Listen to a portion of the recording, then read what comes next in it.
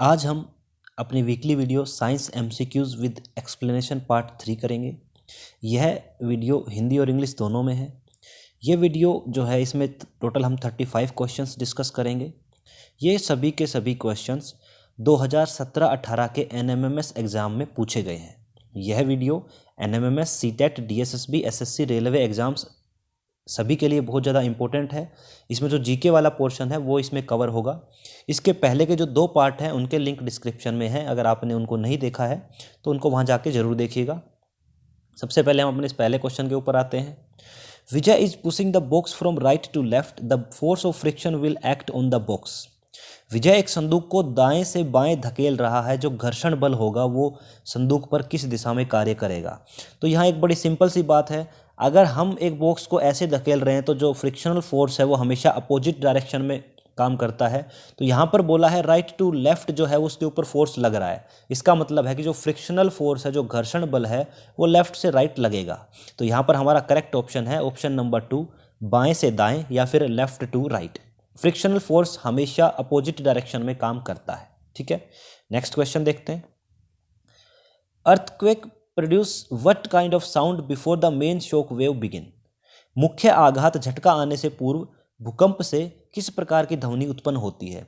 देखिए, भूकंप जब आता है तो आपने कई बार देखा होगा या सुना होगा कि जो कुत्ते और जो मोर हैं वो भौंकना और बोलना शुरू कर देते हैं, क्योंकि भूकंप से पहले एक वेव्स आती है जिनको हम पी वेव कहते हैं, प्राइमरी वेव कहते हैं, और जो मेन भूकंप आता है उसको एस वेव या फिर सेकेंडरी वेव कहते हैं। ठीक है, तो जो भूकंप आने से पहले जो पी वेव आती है वो इंफ्रासाउंड होती है, अवश्रव्य होती है। ठीक है, अवश्रव्य ध्वनि होती है जिनको जो कुत्ते और मोर है वो सेंस कर पाते हैं। ठीक है, हमारी एनसीईआरटी की बुक में ये लाइन लिखी हुई है, देखिए, भूकंप मुख्य प्रघाती तरंगों से पहले निम्न आवृत्ति की अवश्रव्य ध्वनि उत्पन्न होती है जो जंतुओं को सावधान कर देती है। ठीक है, देखिए, हम जो आवाज़ सुन पाते हैं वो 20 हर्ट्ज से और 20 किलो हर्ट्ज तक की होती है जो हम सुन पाते हैं। इससे नीचे वाली जो ध्वनि है उसको हम इंफ्रासाउंड या फिर अवश्रव्य ध्वनि कहते हैं, और अगर 20 किलो हर्ट्ज से ऊपर की साउंड है तो उसको हम अल्ट्रासोनिक कहते हैं। ठीक है, तो भूकंप आने से पहले जो पी वेव्स आती हैं वो इंफ्रासाउंड या फिर अवश्रव्य ध्वनि होती है। ठीक है, नेक्स्ट क्वेश्चन देखते हैं। Solar cell works based on. सौर सेल कार्यविधि इनमें से किस प्रकार आधारित होती है। देखिए, जो सोलर सेल होते हैं, मतलब सूर्य के प्रकाश से जो बिजली बनाने का जो प्रोसेस होता है उनके अंदर, वो डिपेंड करता है, या उसका जो प्रिंसिपल होता है वो होता है फोटो कंडक्शन या फिर प्रकाशिक चालक। देखिए, फोटो कंडक्शन क्या होता है, जब जैसे मान लो ये मेरा सोलर सेल है, इसके ऊपर जैसे ही सूर्य से रेज आती हैं तो ये इस प्रकार के मटेरियल का बना होता है, सिलिकॉन का, कि इसके ऊपर जो इसके अंदर जो इलेक्ट्रॉन्स होते हैं वो इलेक्ट्रॉन्स निकलना शुरू हो जाते हैं और इलेक्ट्रॉन बहना स्टार्ट कर देते हैं। और जहाँ पे इलेक्ट्रॉन्स बहना स्टार्ट कर देंगे, इलेक्ट्रॉन्स फ्लो करना स्टार्ट कर देंगे, वहाँ पर करंट अपने आप ही चलना शुरू हो जाएगा। तो सौर सेल्स या सोलर सेल का काम करने का जो प्रिंसिपल है वो फोटो कंडक्शन है या फिर प्रकाशिक चाल है। इसको फोटोवोल्टिक इफेक्ट भी कहते हैं कुछ जगह पर। ठीक है, इस चीज़ को भी ध्यान रखिएगा। अगर फोटोवोल्टिक इफेक्ट लिखा आया तो वो उसका आंसर होगा, अगर फोटो कंडक्शन है तो इसका आंसर फोटो कंडक्शन होगा। तो सोलर सेल फोटो कंडक्शन के ऊपर अपना काम करते हैं। ठीक है, नेक्स्ट क्वेश्चन। द वाइब्रेशन और the pressure variations inside the ear are converted into electrical signals by. आंतरिक कान में कंपन या दाब परिवर्तनों को विद्युत संकेतों में किसके द्वारा बदला जाता है। तो देखिए, हमारे अंदर वाले कान के हिस्से में, ये हमारा कान है, इसके 3 हिस्से होते हैं, बाह्य कर्ण, मध्य कर्ण और अंतःकर्ण। अंतःकर्ण में जो ये वाला एक हिस्सा है जो एक स्नेल के कवच जैसा दिखता है, इसको हिंदी में कर्णावर्त और अंग्रेजी में कोक्लिया कहते हैं। ये इस कोक्लिया के अंदर फ्लूइड्स भरे हुए होते हैं और यही काम करता है, जब हम कोई आवाज़ सुनते हैं तो हमारे जो कंपन होते हैं उन कंपनों को विद्युत संकेत अर्थात इलेक्ट्रिकल सिग्नल्स में कन्वर्ट करने का काम यही करता है। ठीक है, तो इस क्वेश्चन का करेक्ट आंसर हो जाएगा कोक्लिया या फिर कर्णावर्त। ये इसके अंदर लिक्विड भरा होता है, ये स्नेल की शेप का होता है और ये अंतःकर्ण का एक हिस्सा होता है। इसके बाद हमारी जो ऑडिटरी नर्व्स होती हैं वो हमारे मस्तिष्क से डायरेक्ट कनेक्टेड रहती हैं, वही उन इलेक्ट्रिकल सिग्नल्स को लेके जाती हैं। लेकिन इलेक्ट्रिकल सिग्नल्स का जो कन्वर्जन का काम है वो ये कोक्लिया करता है। ठीक है, तो हमारा करेक्ट आंसर हो जाएगा ऑप्शन नंबर 1। नेक्स्ट क्वेश्चन देखते हैं। When a piece of plastic become positively charged it has, जब एक प्लास्टिक का टुकड़ा धनावेशित हो जाता है तब इसके साथ क्या होता है ऐसा। देखिए कोई भी चीज़ अगर उसके ऊपर कोई चार्ज नहीं है, इसका मतलब ये है कि उसके ऊपर प्लस और माइनस के चार्ज दोनों बैलेंस हैं, मतलब इक्वल हैं। और अगर इनमें से कोई चार्ज निकल गया, मान लो कि इसमें से ही माइनस के चार्ज निकल गए, माइनस के चार्ज का निकलने का मतलब है कि उसके अंदर से इलेक्ट्रॉन निकल गए। इलेक्ट्रॉन ऐसे पार्टिकल होते हैं जिनके ऊपर माइनस का चार्ज होता है। अगर ये माइनस का चार्ज यहाँ से निकल जाता है तो अब पॉजिटिव चार्ज ज़्यादा रह जाएगा और माइनस का चार्ज कम रह जाएगा, इसलिए उस वस्तु के ऊपर पॉजिटिव चार्ज आ जाता है। तो जैसे मेरे पास मान लो कोई प्लास्टिक की वस्तु है, उसके ऊपर से कुछ इलेक्ट्रॉन निकल गए, तो उसके ऊपर चार्ज कैसा आ जाएगा, पॉजिटिव चार्ज आ जाएगा। तो ये चीज़ ध्यान रखना, अगर किसी चीज़ पे पॉजिटिव चार्ज आता है तो इसका मतलब है उससे इलेक्ट्रॉन निकले हैं। अगर किसी चीज़ के ऊपर नेगेटिव चार्ज आता है, इसका मतलब ये है कि उसने कहीं ना कहीं से कोई इलेक्ट्रॉन लिया है। लेकिन हमारे सवाल में पूछा गया है पॉजिटिवली चार्ज, तो पॉजिटिवली चार्ज तब होता है जब कोई इलेक्ट्रॉन निकलता है, लॉस्ट इलेक्ट्रॉन या फिर इलेक्ट्रॉनों को छोड़ता है। तो 2 नंबर ऑप्शन हमारा एकदम करेक्ट है यहाँ पर, कि पॉजिटिवली चार्ज कोई चीज़ तभी होती है जब उसमें से कोई इलेक्ट्रॉन्स निकलते हैं। ठीक है, next question, when what is the angle between incident and reflected rays when a ray of light is incident normally on a plane mirror. देखिए इंसिडेंट और जो रिफ्लेक्टेड रे होती है उनके बारे में समझ लेते हैं एक बार। एक मिरर है, मिरर को हम इस तरह से दिखाते हैं डैश डैश डैश लगा के। एक जो रे आती है कहीं से उसको हम इंसिडेंट रे कहते हैं, और टकराने के बाद जो चली जाती है उसको हम रिफ्लेक्टेड रे कहते हैं। ठीक है, और उसके बीच में जो लाइन खींचते हैं एक 90 डिग्री की, उसको हम नॉर्मल कहते हैं। लेकिन ये कह रहा है कि एक मिरर के ऊपर सीधी एकदम 90 डिग्री पे अगर कोई रे आई, तो ये अगर आई सीधी है तो वापस भी एकदम सीधी जाएगी, उसी डायरेक्शन में चली जाएगी। तो इनके बीच में देखो आ रही थी इस तरह से और जा रही है इस तरह से, तो ये जो एंगल होता है ये हमारा होता है 180 डिग्री का। ठीक है, आप लोग इससे समझ सकते हो, एक रे इस तरह से आई और वापस चली गई इस डायरेक्शन में, तो जो एक सीधी रेखा में जो एंगल बनता है ये एंगल हमेशा 180 डिग्री का होता है। तो यहाँ पर हमारा जो करेक्ट ऑप्शन है वो ऑप्शन आ जाएगा ऑप्शन नंबर 3, 180 डिग्री। कुछ लोगों को कन्फ्यूजन हो सकता है 0 डिग्री। देखिए 0 डिग्री कब होता है, अगर इसी डायरेक्शन में जा रहा है और दूसरी रे भी सेम डायरेक्शन में जाती है, तब इनके बीच का एंगल 0 होता है। लेकिन हमारे इस केस में दोनों अपोजिट हैं, तो यहाँ पर 180 डिग्री आएगा, 0 डिग्री नहीं आएगा। इस चीज़ को हमेशा ध्यान रखिएगा। Next question, technique used by bats to find their way और टू लोकेट फूड। वह तकनीक जिसके द्वारा चमगादड़ अपना रास्ता या भोजन प्राप्त करते हैं। देखिए चमगादड़ आप देखते हैं रात में भी अपना भोजन बड़ी आसानी से प्राप्त कर लेते हैं। होता क्या है कि चमगादड़ जो है अल्ट्रासोनिक वेव्स छोड़ते हैं, और वो वेव्स अगर टकरा के आती है, मान लो एक आगे कीट था, उस कीट से टकरा के वापस आती है, तो जितने समय में वो गई और जितने समय में वापस आई उसकी कैलकुलेशन के हिसाब से चमगादड़ ये अंदाज़ा लगा लेता है कि मेरा जो शिकार है वो कितनी दूर है। ठीक है, ये जो पूरी प्रक्रिया है इसको हम इको लोकेशन कहते हैं, प्रतिध्वनि स्था। मतलब इको की मदद से, प्रतिध्वनि की मदद से किसी चीज़ की स्थिति का पता लगाना कहलाता है इको लोकेशन। ठीक है, तो यहाँ पर हमारा करेक्ट आंसर होगा इको लोकेशन या प्रतिध्वनि स्था। ठीक है, नेक्स्ट क्वेश्चन, 3 अलग अलग लिक्विड दिए हुए हैं आपको, 3 अलग अलग बर्तन दिए हुए हैं जिनमें लिक्विड की जो हाइट है वो एकदम बराबर है, और उन बर्तनों का नाम दिया है ए बी सी। और ये बर्तन जो हैं इसके नीचे तली पर जो प्रेशर लगा रहे हैं, पहले वाला बर्तन प्रेशर लगा रहा है पी ए, दूसरे वाला लगा रहा है पी बी, और तीसरे वाला पी सी। हमने ये बताना है कि ये जो तीनों प्रेशर हैं ये बराबर होंगे या कौन बड़ा होगा कौन छोटा होगा, ये चीज़ हमने इसमें बतानी है करेक्ट ऑप्शन ढूंढ के। तो देखिए 8वीं क्लास में हमारे में जहाँ पे प्रेशर दाब, बल और दाब वाला, फोर्स एंड प्रेशर वाला जो चैप्टर है वहाँ पे बताया हुआ है कि अगर किसी बर्तन के बेस के ऊपर हमने प्रेशर नापना है तो ये निर्भर करता है उसकी हाइट पर। अगर सारे के सारे बर्तनों में पानी का लेवल एकदम बराबर है, जैसा कि हमारे इस वाले क्वेश्चन में दिया हुआ है, तो तब इनके ऊपर जो प्रेशर होगा इनके बेस पे वो भी इक्वल लगेगा। क्योंकि यहाँ पर दिया हुआ है देखो सेम हाइट, पानी की हाइट जो है एकदम सेम है, तो इनके नीचे जो प्रेशर लगेगा वो भी इक्वल लगेगा। तो हमारा इसका आंसर आ जाएगा पी ए बराबर पी बी बराबर पी सी। तो सेकंड नंबर ऑप्शन जो है इसका करेक्ट ऑप्शन है। सिर्फ हाइट देखनी है, अगर हाइट बराबर है तो प्रेशर भी बराबर ही होगा। ठीक है, इतनी सी बात है। नेक्स्ट क्वेश्चन पे चलते हैं। Which part of eye controls the amount of light entering in the eye. नेत्र की संरचना में कौन सा भाग नेत्र में प्रवेश करने वाले प्रकाश को नियंत्रित करता है। तो देखो हमारा जो नेत्र है, आंख की जो स्ट्रक्चर होती है वो कुछ इस तरह की है, और इसके अंदर जो ये वाली जो मसल्स दिख रही हैं आपको दो, ये जो काले रंग की मसल्स होती हैं, ये मसल्स कंट्रोल करती हैं कि कितनी लाइट अंदर जाएगी। ये मसल्स सिकुड़ जाती हैं, कभी स्ट्रेच हो जाती हैं, कभी रिलैक्स हो जाती हैं। तो जो बीच का रास्ता है जिसको हम प्यूपिल कहते हैं, ये कभी छोटा कभी बड़ा हो जाता है, ठीक है। तो लाइट एंटर करने का जो पूरा प्रोसेस है उसका कंट्रोल होता है आइरिस के पास। इन जो ये जो मसल्स मैंने बताई है आपको, इन मसल्स का नाम होता है आइरिस, जिनको हिंदी में परितारिका कहते हैं।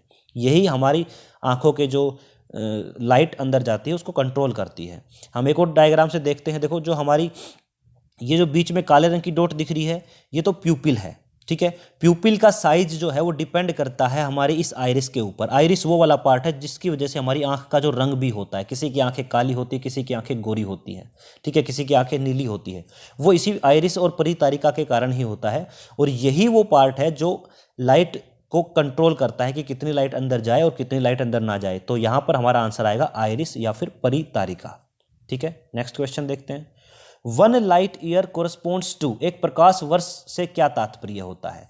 देखिए प्रकाश वर्ष, सबसे पहले प्रकाश वर्ष दूरी को नापने की एक यूनिट है, दूरी को नापने की। यहाँ पे वर्ष आता है, ईयर आता है, तो कुछ लोग सोचते हैं कि यह समय को नापता है, लेकिन यह दूरी को मापता है। इसकी परिभाषा बड़ी सिंपल सी है। जो हमारी लाइट होती है, वो लाइट एक साल में जितनी डिस्टेंस कवर करेगी वो हमारा एक प्रकाश वर्ष के बराबर होता है। इसको मैं अभी आपके सामने कैलकुलेट करके दिखाऊंगा।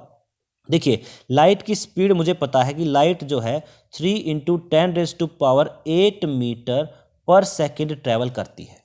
ये एक सेकंड में 3 × 10⁸ मीटर चलती है, ठीक है। लेकिन हमने बताना है कि एक साल में कितनी चलती है, तो हम धीरे धीरे करके इसको कैलकुलेट करते हैं। देखिए अगर एक सेकंड में इतना चलती है, अगर एक सेकंड में इतना चलती है तो एक घंटे में कितना चलेगी, इसको 3600 से मल्टीप्लाई कर देंगे, क्योंकि एक घंटे में 3600 सेकंड होते हैं, ठीक है। और एक दिन में कितना चलेगी, इसको 24 से मल्टीप्लाई कर देंगे, क्योंकि एक दिन में 24 घंटे होते हैं। तो एक दिन में लाइट इतना ट्रैवल की, लेकिन हमने निकालना है पूरे साल में, और हमारी पूरे साल में जो दिन होते हैं वो होते हैं 365 दिन, 365 डेज। तो अगर मैं इन सबको मल्टीप्लाई करूं तो मेरे पास लाइट ईयर जो है उसका एग्जैक्ट वैल्यू मेरे पास निकल के आ जाएगा। जब आप इस सबको कैलकुलेट करेंगे तो आपकी जो वैल्यू आएगी वो आएगी 9.46 × 10⁻12 किलोमीटर।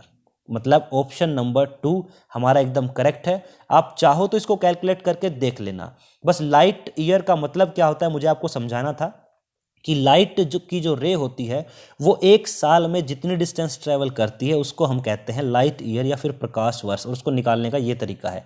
कभी भी आप याद करके मत रखो कि इतनी वैल्यू होती है, आप इतनी चीज़ याद रखो और आप इनको मल्टीप्लाई करेंगे तो बड़ी आसानी से आप इसकी वैल्यू निकाल सकते हैं। इसका ऑप्शन नंबर 2 जो है करेक्ट है।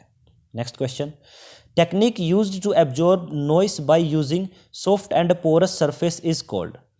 वह तकनीक जिसके द्वारा ध्वनि को मुलायम व छिद्रयुक्त सामग्री के द्वारा अवशोषित किया जाता है उसे क्या कहते हैं।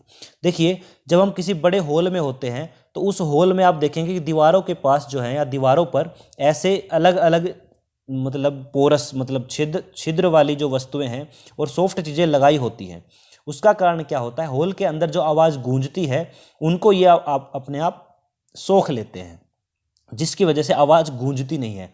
और हॉल में जो आवाज़ गूंजने की जो प्रक्रिया है उसको हम कहते हैं रिवर्ब्रेशन या फिर अनुरणन। और रिवर्ब्रेशन से बचने के लिए ये फोम्स का इस्तेमाल किया जाता है। और जो हॉल के अंदर जो चेयर्स होती हैं वो चेयर्स भी कुछ ऐसे मटेरियल की होती हैं कि वो साउंड को एब्जॉर्ब कर ले, रिफ्लेक्ट ना करे, ठीक है। तो ये जो पूरी प्रक्रिया है इनको लगाने की, इसको हम कहते हैं अकाउस्टिक प्रोटेक्शन, ध्वनि अवशोषण सुरक्षा।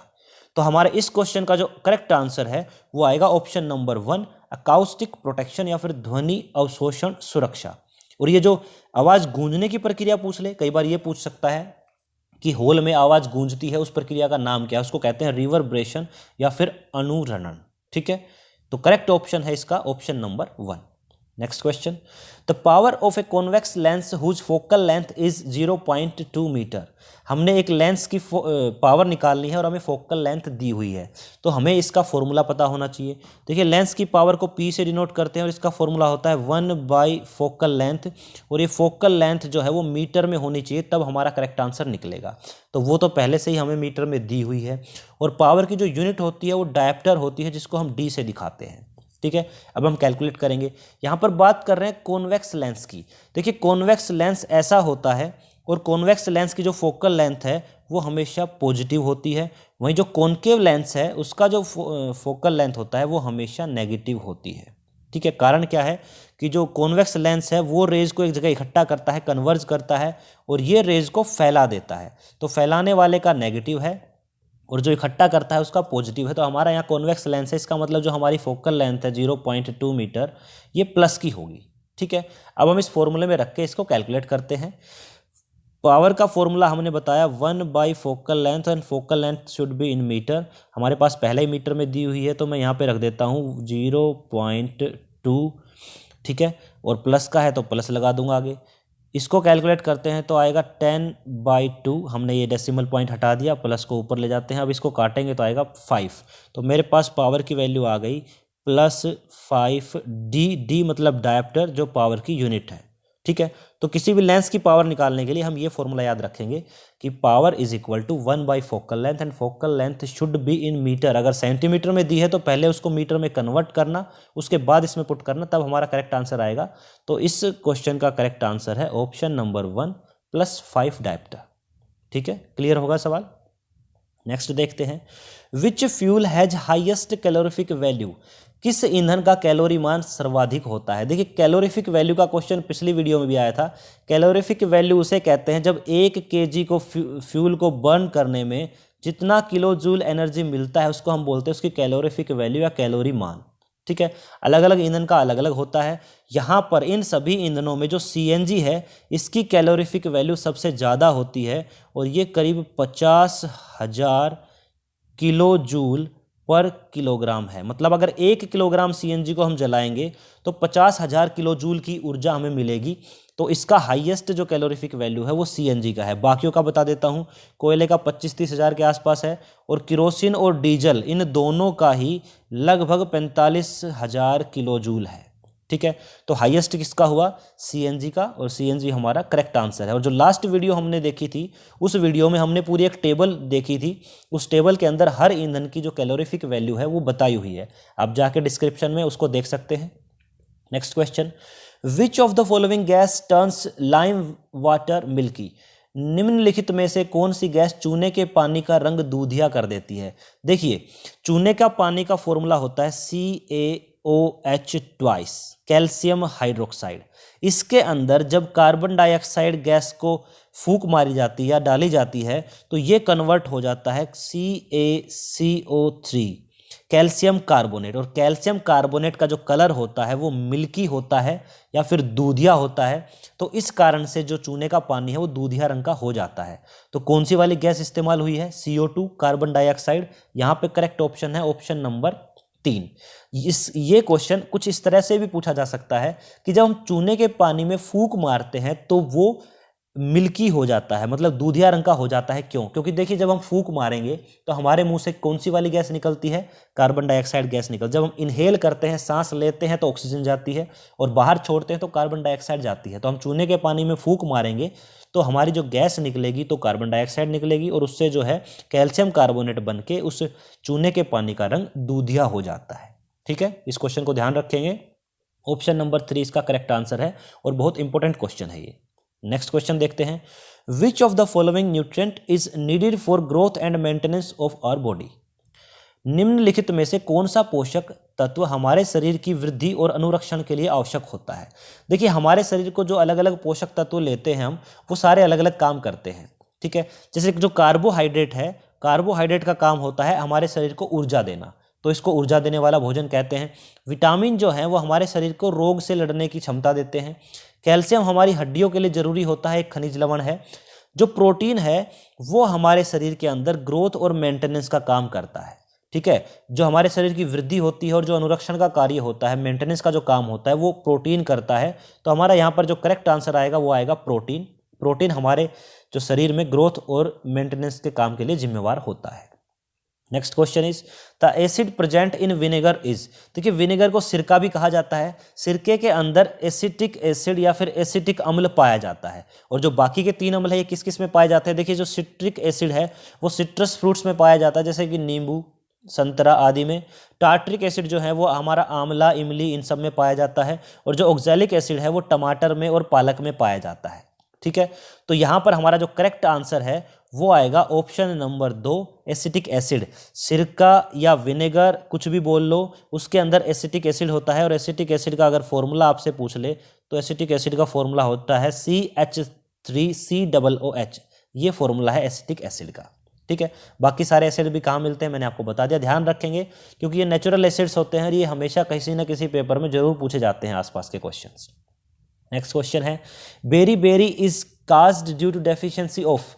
बेरी बेरी नामक रोग किसके अभाव से होता है?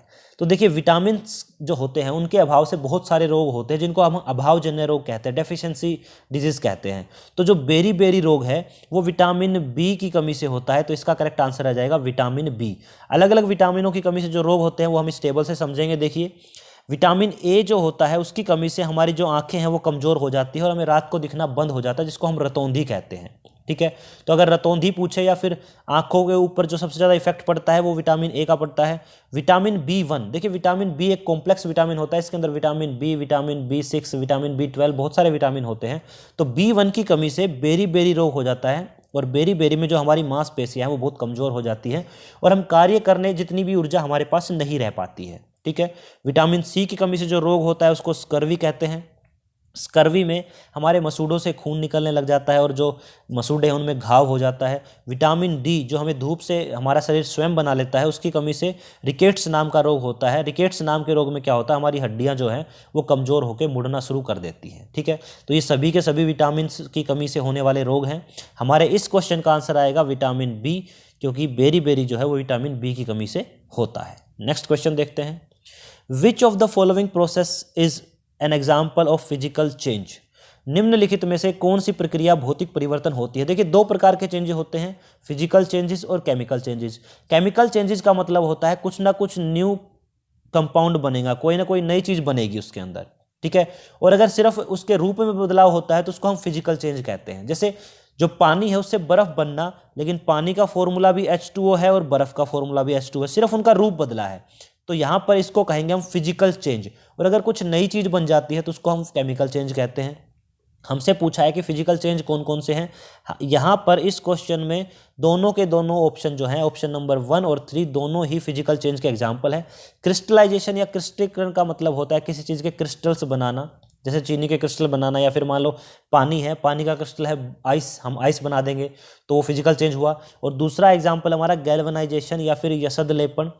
गैल्वेनाइजेशन का मतलब होता है कि आयरन के ऊपर जंग ना लगे तो उसके ऊपर जिंक की परत चढ़ा देते हैं, इस प्रोसेस को हम कहते हैं गैल्वेनाइजेशन। तो यहाँ पर भी कोई नई चीज़ नहीं बनती, इन दोनों की एक दूसरे के ऊपर परत चढ़ती है, जिंक की सिर्फ परत चढ़ती है उसके ऊपर, उसको गैल्वेनाइजेशन कहते हैं। ये भी एक फिजिकल चेंज का एग्जाम्पल है।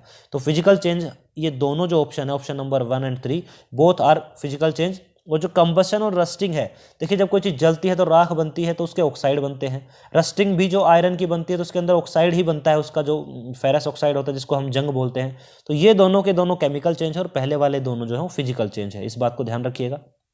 Next question, the synthetic fibre used for making parachutes is. ये हर वीडियो में क्वेश्चन आ रहा है कि पैरासूट बनाने के लिए या फिर पैरासूट की रस्सियाँ बनाने के लिए कौन सा जो सिंथेटिक फाइबर है वो यूज होता है। तो इसका करेक्ट आंसर है नायलॉन, क्योंकि देखिए पॉलिएस्टर से कपड़े बनते हैं। टेफ्लॉन से जो नॉन स्टिक बर्तन होते हैं उनकी परत चढ़ी होती है। एक्रेलिक जो है वो ऊन जैसा होता है, इससे ऊनी कपड़े बनाए जाते हैं।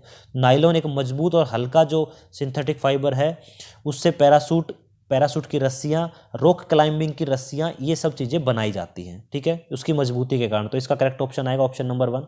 Next, which of the following can not be beaten into thin sheets. देखिए मेटल्स को पीट कर हम थिन शीट्स बना सकते हैं, इसको मैलिएबिलिटी कहते हैं। इस प्रॉपर्टी का नाम है मैलिएबिलिटी या आघात वर्धनीयता। यह सिर्फ मेटल्स द्वारा दिखाई जाती है। यहाँ पर जिंक, कॉपर, आयरन तो मेटल है, लेकिन सल्फर एक नॉन मेटल है। अगर सल्फर को हम पीटेंगे, सल्फर देखो ऐसा होता है, तो वो बिखर जाएगा, टूट जाएगा। ठीक है, तो यहाँ पर इसका करेक्ट ऑप्शन आएगा सल्फर, क्योंकि सल्फर एक नॉन मेटल है। इस चीज़ को ध्यान रखेंगे। Next question, in the process of galvanisation of iron is deposited by a layer of, यसद लेपन प्रक्रिया में लोहे पर कौन सी धातु की परत चढ़ाई जाती है? अभी आपको थोड़ी देर पहले बताया था, लोहे के ऊपर जिंक की परत चढ़ाने की जो प्रक्रिया है उसको हम कहते हैं यसद लेपन या फिर गैल्वेनाइजेशन। यहाँ पर डायग्राम में दिखाया हुआ है, ये बेस मेटल जो है वो हमारा आयरन है, और जो ये ऊपर परत चढ़ी हुई है ये जिंक की परत है। ठीक है, इसी प्रक्रिया का नाम गैल्वेनाइजेशन है। Next question, the polymer used for non stick coating on the cookware is, ये अभी मैंने आपको बताया पिछले वाले क्वेश्चन में कि जो नॉन स्टिक बर्तन होते हैं उनके ऊपर जो कोटिंग चढ़ी होती है वो टेफ्लॉन की होती है। टेफ्लॉन, टेफ्लॉन का पूरा नाम टेट्राफ्लोरोइथीन भी है।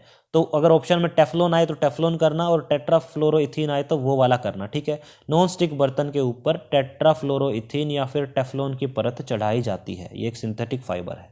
Next question, for rusting the essential conditions are presence of, देखिए लोहे पर जंग लगने के लिए जो जरूरी कंडीशन होती है वो ये है ऑप्शन नंबर 3, जल और ऑक्सीजन दोनों की जरूरत पड़ती है, वाटर भी चाहिए और ऑक्सीजन भी चाहिए।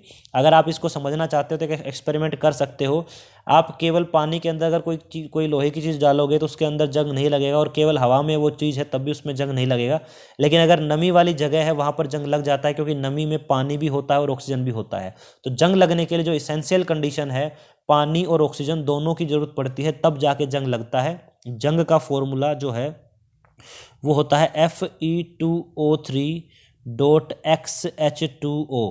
देखो ये रहा पानी और ये रहा ऑक्सीजन। तो जंग लगने के लिए हमें ऑक्सीजन भी चाहिए और पानी भी चाहिए, दोनों चीज़ों की जरूरत पड़ती है। अगर जंग का फॉर्मूला पूछ ले तो भी बता सकते हो आप। नेक्स्ट क्वेश्चन हमारा, select the irrigation system in which water falls drop by drop near roots of the plants, उस सिंचाई तंत्र को चुने जिसमें जल बूंद बूंद करके पौधों की जड़ों में गिरता है। तो देखो हमने जो हमारा फसल वाला चैप्टर है 8वीं क्लास का पहला चैप्टर, उसमें पढ़े हैं अलग अलग सिस्टम। जैसे ये जो सिस्टम है, पहले वाला चित्र जो दिख रहा है आपको पिक्चर, इसमें एक चमड़े का बैग होता है, इस सिस्टम को हम कहते हैं मोट। ठीक है, दूसरे वाला जो सिस्टम है जिसको ढेकली बोला जाता है वो ये है, इसमें बाल्टी की मदद से पानी निकाला जाता है। और जो स्प्रिंकलर सिस्टम है ये हमने पिछली वीडियो में देखा था कि फव्वारे चलते हैं, घूम घूम के पानी डालते हैं। और जो सिस्टम ये लास्ट वीडियो में बताया था, जिस सिस्टम में पौधे की जड़ के पास बूंद बूंद करके पानी गिरता है, वो ये वाला सिस्टम है। इसको हम ड्रिप तंत्र या फिर ड्रिप सिस्टम कहते हैं। इसमें क्या होता है, पूरे खेत में पाइप बिछी होती है और हर पौधे के पास उसकी जड़ में बूंद बूंद करके पानी गिरता है। इस विधि से सबसे ज़्यादा पानी की बचत भी होती है। तो अगर ये पूछ ले कि सबसे बेस्ट विधि कौन सी है जिससे पानी की बचत हो, तो भी आप कहेंगे ड्रिप सिस्टम है। ठीक है, next question, a crop of which plantlets are transplanted in fields, एक फसल जिसमें पौध को खेत में रोपित किया जाता है। देखिए फसलों को दो तरह की तरीके से लगाया जाता है। कुछ फसलें होती हैं उनका डायरेक्ट बीज बो दिया जाता है, शो कर दिया जाता है और वहाँ से फसल हो जाती है। लेकिन जो धान की फसल है जिसको हम पैडी बोलते हैं या फिर धान बोलते हैं, उसमें क्या होता है, सबसे पहले हम पौध तैयार करते हैं अलग जगह में, फिर उनको उखाड़ कर खड़े पानी में उनको लगाया जाता है। तो पौध लगाने वाली यहाँ पर सिर्फ एक ही फसल है हमारे पास, उसको हम कहते हैं पैडी या फिर धान। ठीक है, उम्मीद है मुझे ये वाली चीज़ आपको समझ में आई होगी, पौध वाली। Next question, a human cell which can change its shape is, एक मानवीय कोशिका जो अपनी आकृति बदल सकती है वह कौन सी है। तो देखो सबसे पहले 4 ऑप्शन पढ़ेंगे तो लास्ट वाला ऑप्शन तो वैसे ही रूल आउट हो जाता है, खत्म हो जाता है, क्योंकि अमीबा एक कोशिकीय जीव है, ये एक मनुष्य की सेल नहीं है। ठीक है, अब ऑप्शन बचते हैं white blood cells, red blood cells और नर्व सेल। तो देखिए ये दोनों जो हैं इनकी शेप फिक्स होती है, कोई शेप नहीं बदलती इनकी। तंत्रिका कोशिका की शेप मैंने पिछली वीडियो में आपको दिखाई थी। वाइट ब्लड सेल्स जो होती हैं ये अलग अलग प्रकार की होती है, ये टाइम टू टाइम अपना शेप जो है वो बदल सकती हैं। तो इसका करेक्ट ऑप्शन होगा option number 1 white blood cells. देखिए 5 प्रकार की वाइट ब्लड सेल्स मैंने आपको यहाँ डायग्राम में दिखाई हुई है, आप इसमें ध्यान से देख लीजिए, सभी की शेप अलग अलग है और ये सारी की सारी वाइट ब्लड सेल्स ही हैं। तो हमारा यहाँ पर करेक्ट ऑप्शन आएगा ऑप्शन नंबर 1 कि वाइट ब्लड सेल्स जो है वो अपनी जो शेप है वो बदल सकती हैं। Next question, which of the following pair belongs to prokaryotic group, निम्न में से कौन सा जोड़ा प्रोकैरियोटी समूह का उदाहरण होता है। देखिए 2 प्रकार की सेल्स होती हैं, एक प्रोकैरियोटी होती है, एक यूकैरियोटी होती है। प्रोकैरियोटी जो है और यूकैरियोटी, यहाँ पर जो सेल, ये एक सेल है, ये हमारी यूकैरियोटी है। यूकैरियोटी सेल जो है उसका जो न्यूक्लियस है, उसका जो केंद्रक है, उसके ऊपर एक झिल्ली मिलेगी और सारे के सारे जो सेल ऑर्गेनेल्स है जो आपको दिख रहे हैं इसके अंदर, वो बिल्कुल स्पष्ट होंगे, साफ दिखाई देंगे, इनको कहते हैं यूकैरियोटी। वहीं पर जो सेल, जिन सेल का जो केंद्रक होता है वो डिफाइंड नहीं होता, उसके चारों तरफ कोई लेयर नहीं होती, उसकी जो झिल्ली होती है मेम्ब्रेन वो नहीं होती, बस एक एरिया सा दिखता है, उसको हम केंद्रकाय कहते हैं, ठीक है। और इसके जो अंग होते हैं वो भी स्पष्ट रूप से दिखाई नहीं देते, इसको हम प्रोकैरियोटिक कहते हैं। आप दोनों डायग्राम में कंपेयर करके देख लो कि एक के अंदर तो सारे के सारे जो ऑर्गेनल्स है, अंगक है, वो दिख रहे हैं और दूसरे वाले में कुछ भी नहीं दिख रहा है। तो ये है प्रोकैरियोटी और इसको बोलते हैं यूकैरियोटी, ठीक है। तो हमसे पूछा है कि ऊपर वाले में कौन कौन से जो हैं वो प्रोकैरियोटी हैं। तो यहाँ पर पहला ही ऑप्शन हमारा सही है। जो जीवाणु और नील हरित शैवाल होते हैं, bacteria and blue green algae, इनकी जो केंद्रक होता है सेल के अंदर, उसके ऊपर कोई भी मेम्ब्रेन नहीं होती, वो कुछ इस तरह का ही दिखता है, ठीक है। तो हमारा करेक्ट आंसर हो जाएगा ऑप्शन नंबर 1। नेक्स्ट क्वेश्चन देखते हैं। Correct definition of tissue is, ऊतक की सही परिभाषा बताइए। देखिए टिश्यू होता है जब एक ग्रुप ऑफ सेल्स, एक सेल्स का ग्रुप होता है, वो एक स्पेसिफिक काम करे, मतलब एक ही काम में लगा रहे, उसको हम टिश्यू कहते हैं। तो यहाँ पर हमारा पहला ही ऑप्शन सही है।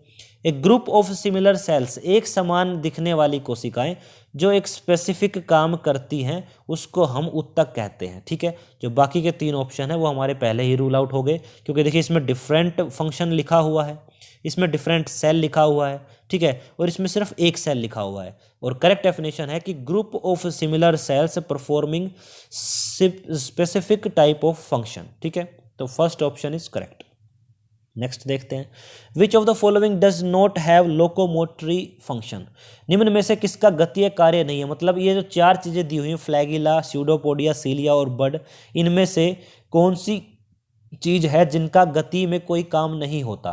तो अगर हमें इनका मतलब ही नहीं पता होगा तो हम कैसे बता पाएंगे। तो मतलब समझते हैं। देखिए ये पहला डायग्राम जो है वो अमीबा का है। अमीबा के अंदर जो ये आपको शेप दिख रही है, इनको हम स्यूडोपोडिया कहते हैं, और ये अमीबा को शेप बदलने में और इधर उधर मूवमेंट कराने में मदद करते हैं, ठीक है। तो इनका तो लोकोमोटरी फंक्शन है। सेकंड जो डायग्राम दिख रहा है मुझे, ये है युगलिना का डायग्राम, और युगलिना के पीछे जो एक पूंछ जैसी स्ट्रक्चर आपको दिख रही है, इसको कहा जाता है फ्लैगिला। ये भी इसको मूवमेंट कराने में मदद करती है। तीसरा डायग्राम मुझे जो दिख रहा है यहाँ पर, इसको बोलते हैं पैरामीशियम, और पैरामीशियम के जो बाल जैसी संरचनाएं हैं, इनको हम सीलिया कहते हैं। ये भी इसको मूवमेंट कराने में मदद करती है। इसका मतलब ये हुआ स्यूडोपोडिया, फ्लैगिला और सीलिया, ये तो मूवमेंट कराने में मदद करती है। तो ऑप्शन बच गया कौन सा, बड। बड क्या होता है वो चीज़ मैं आपको दिखाता हूँ। देखो ये एक हाइड्रा नाम का जीव होता है। हाइड्रा जब रिप्रोड्यूस करता है तब इसके ऊपर एक उभार निकल के आ जाता है, जिसको हम बड कहते हैं, और ये उभार धीरे धीरे बड़ा होकर एक नया हाइड्रा का रूप ले लेता है, ठीक है। फिर ये यहाँ से अलग हो जाएगा। तो ये जो बड निकलता है, ये इसकी मूवमेंट में बिल्कुल भी हेल्प नहीं करता। तो यहाँ पर जो हमारा करेक्ट ऑप्शन है वो आएगा ऑप्शन नंबर 4, उभार या फिर बड, क्योंकि उभार या बड जो है वो मूवमेंट कराने में कोई मदद नहीं करते। बाकी जो फ्लैगिला, स्यूडोपोडिया और सीलिया है, इनका लोकोमोटरी मतलब ये गति कराने में सहायक होते हैं, ठीक है। नेक्स्ट क्वेश्चन देखते हैं। Common method of preserving milk is, दूध परिरक्षण की सामान्य विधि कौन सी है। देखो दूध को खराब होने से बचाने के लिए हम उसका पाश्चराइजेशन करते हैं, पाश्चरीकरण कहते हैं। पाश्चरीकरण कैसे करते हैं, दूध को 70 डिग्री सेल्सियस पर गर्म करते हैं करीब 15 से 30 सेकंड तक। उसके बाद उसको तुरंत ठंडा कर देते हैं, उसको तुरंत ठंडा कर देते हैं, तो वो दूध जो है वो खराब होने से बच जाता है। ये जो प्रक्रिया है इसको पाश्चराइजेशन कहते हैं या फिर पाश्चरीकरण कहते हैं। बाकी 3 ऑप्शन क्यों निकल गए। वैक्सीनेशन का मतलब टीकाकरण होता है, जैसे कोविड की और पोलियो की टीकाकरण होता है। फर्मेंटेशन अल्कोहल बनाने की प्रक्रिया है। फिक्सेशन बोलते हैं नाइट्रोजन जो होती है हमारी इन्वायरमेंट में, उसको नाइट्रेट और नाइट्रेट बदलना, जो कि राइजोबियम नाम का एक जीवाणु करता है। तो दूध से रिलेटेड एक ही टर्म है यहाँ पर, पाश्चराइजेशन या पाश्चरीकरण। इसका मतलब मैंने आपको बता दिया। अगर ये पूछ ले कि पाश्चराइजेशन की खोज किसने की थी, तो लुइस पाश्चर नाम के एक साइंटिस्ट थे, उन्होंने पाश्चराइजेशन की खोज की थी, ठीक है। नेक्स्ट क्वेश्चन देखते हैं। Group of organisms which only reproduces inside a host cell, जीवों का समूह जो केवल पोषित कोशिका में ही जनन करता है। तो देखो वायरस जो होते हैं, विषाणु जैसे कि कोरोना, ये अगर किसी सेल के बाहर हैं तो इनके अंदर कोई भी लाइफ एक्टिविटी नहीं होती, ये एज ए डेड जो माइक्रोब्स हैं उनकी तरह रहते हैं। लेकिन जैसे ही किसी सेल के अंदर जाएंगे, ये वायरस डिवाइड होना शुरू कर देंगे। डिवाइड मतलब पहले एक वायरस था, उसके 4 वायरस हो जाएंगे, फिर उसके और सारे वायरस हो जाएंगे। ये कब होता है, ये केवल और केवल एक सेल के अंदर होता है। इसका मतलब हुआ कि ये रिप्रोड्यूस करते हैं सिर्फ इनसाइड ए होस्ट सेल। तो यहाँ पर करेक्ट ऑप्शन आ जाएगा वायरस या फिर विषाणु, ठीक है। Next question. 1 unicellular fungi is, एक कोशिकीय कवक जो है वो कौन सी है? देखिए सारे के सारे कवक के एग्जाम्पल है, फंगाई के एग्जाम्पल है। राइजोपस जिसको ब्रेड मोल्ड बोलते हैं, ब्रेड पे लगती है। पेनिसिलियम और एस्पेरगिलस जो है ये भी फंगस होती हैं जो मल्टी सेल्यूलर होती है, मतलब इनमें एक से ज़्यादा कोशिकाएं होती हैं, एक से ज़्यादा सेल होती हैं। जो यीस्ट या फिर जिसको खमीर बोलते हैं वो भी एक कवक या फंगाई होता है, वो यूनिसेल्यूलर होता है, मतलब उसके अंदर केवल एक ही कोशिका होती है। तो यहाँ पर हमारा करेक्ट आंसर हो जाएगा ऑप्शन नंबर 4, यीस्ट। यीस्ट को हिंदी में खमीर बोलते हैं। ठीक है, next question, the nucleus of sperm is located in its. देखिए स्पर्म सेल या शुक्राणु जो कोशिका होती है वो ऐसा दिखता है, और इसका जो हेड वाला पोर्शन है जिसमें आपको मरून कलर दिख रहा होगा, सिर के ये निशान भी लगा हुआ है, इसी के अंदर जो इसका केंद्रक है वो पाया जाता है। तो न्यूक्लियस पूछा है, न्यूक्लियस या केंद्रक वो इसके हेड या फिर सिर में पाया जाता है। इसके टोटल भाग आपको दिख रहे हैं, सिर है, बीच का भाग है और पूंछ है, इसके सिर में ही केंद्रक पाया जाता है। तो हमारा जो आंसर आएगा वो आएगा ऑप्शन नंबर 3, सिर या फिर हेड रीजन में न्यूक्लियस मिलता है स्पर्म के अंदर। ठीक है, नेक्स्ट क्वेश्चन देखते हैं, sodium benzoate is a. Sodium benzoate एक केमिकल होता है जो खाने को प्रिजर्व रखता है, मतलब खराब होने से बचाता है। तो ये एक परिरक्षक या फिर प्रिजर्वेटिव होता है। तो हमारे यहाँ पे करेक्ट ऑप्शन हो जाएगा प्रिजर्वेटिव या फिर परिरक्षक। एक और होता है सोडियम मेटाबाइसल्फेट या फिर सोडियम बेंजोएट, ये दोनों के दोनों प्रिजर्वेटिव होते हैं। आप जो चीज़ें खाते हैं घर में जैसे सॉस वगैरह, जैम वगैरह, उनके अंदर सोडियम बेंजोएट या सोडियम मेटाबाइसल्फेट का इस्तेमाल किया जाता है एज ए प्रिजर्वेटिव, ताकि वो लंबे समय तक चले और ख़राब ना हो। तो सोडियम बेंजोएट एक परिरक्षक या फिर प्रिजर्वेटिव है। ठीक है, अब हम आ गए हैं इस वीडियो के लास्ट क्वेश्चन में, 35वां क्वेश्चन है ये, deforestation at large scale leads to increase in. बड़े स्तर पर वनोन्मूलन, मतलब वनों को काट देना बड़े स्केल पर, वो क्या लीड करता है, मतलब क्या कर देता है लास्ट में? तो देखिए वन के काटने से कोई सोइल फर्टिलिटी जो है, मृदा का उपजाऊपन, वो तो बढ़ता नहीं है। ठीक है, दूसरा ऑप्शन है सोइल इरोजन, मृदा अपरदन। मृदा अपरदन जरूर हो जाता है क्योंकि जो पौधे की जड़ें होती हैं वो मिट्टी को पकड़ के रखती हैं, तो मृदा अपरदन तो जरूर होगा अगर हम सारे पेड़ों को काट देंगे तो। सोइल कंजर्वेशन, मृदा संरक्षण, जब मृदा बह ही जाएगी तो उसका कंजर्वेशन कैसे होगा? ठीक है, तो ज़्यादा बड़े स्केल पे हम अगर वनोन्मूलन करते हैं, अगर वृक्ष काटते हैं या फिर जंगलों को ही ख़त्म कर देते हैं, तो उससे सोइल इरोजन या फिर मृदा अपरदन बहुत ज़्यादा बढ़ जाता है। मिट्टी जो है वो कटना शुरू हो जाती है, बहना शुरू हो जाती है, क्योंकि पेड़ पौधे की जो जड़ें होती हैं वो मिट्टी को होल्ड करके रखती है, थोड़ी मजबूती बना के रखती हैं। तो इसका करेक्ट आंसर हो जाएगा ऑप्शन नंबर 2। ठीक है, यहाँ पर हमने हमारे 35 क्वेश्चंस जो हैं वो ख़त्म कर लिए हैं। ये हमारा इस सीरीज का तीसरा पार्ट था। पार्ट 1 और पार्ट 2 के जो लिंक है वो आपको डिस्क्रिप्शन में मिल जाएंगे, वहाँ जाके आप उनको देख सकते हैं। वहाँ पे भी इसी तरह से बड़े अच्छे से उसको समझाया गया है। ये सभी के सभी क्वेश्चन ना कॉम्पिटिटिव एग्जाम में आते रहते हैं, और एक क्वेश्चन अगर आप पढ़ोगे तो उसके आसपास के बहुत सारे क्वेश्चंस मैंने आपको बताए हैं, वो भी आप समझ सकते हो, क्योंकि कई बार कॉम्पिटिशन में क्या होता है आसपास के क्वेश्चंस आते हैं। ठीक है, तो यहाँ तक आप लोगों ने वीडियो देखी, इसके लिए आपका बहुत बहुत धन्यवाद, और चैनल को सब्सक्राइब कर लीजिए अगर इसी तरह की वीडियो देखनी है तो। और पार्ट 1 और पार्ट 2 का जो लिंक है वो डिस्क्रिप्शन में है, वहाँ जाके आप देख सकते हैं। Thank you very much.